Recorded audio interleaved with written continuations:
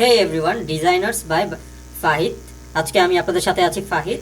তো আজকে আমরা দেখব কিভাবে পিএনজি ফাইল ডাউনলোড করতে হয়। ঠিক আছে, আজকে আমরা ভালো ভালো কিছু পপুলার কিছু পিএনজি ওয়েবসাইট দেখব যেখান থেকে আমরা পিএনজি ফাইল ডাউনলোড করতে পারি।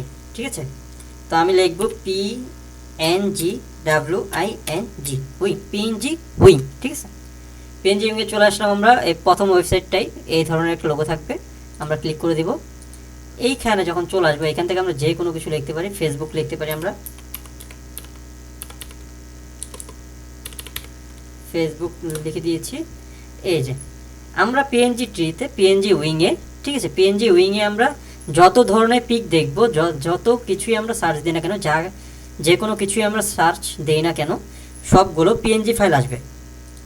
পিএনজি ফাইল হচ্ছে যেটার কোনো ব্যাকগ্রাউন্ড নেই।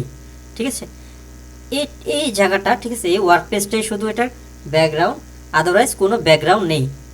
ঠিক আছে, এটাই হচ্ছে পিএনজি ফাইল। তো আমরা ডাউনলোড করবো, ডাউনলোডে ক্লিক করে দিলাম, অ্যাড আসতে পারে।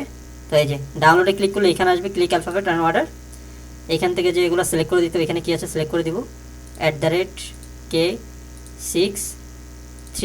ঠিক আছে, ডাউনলোড হয়ে গেছে। এভাবে আমরা ডাউনলোড করে নিতে পারি।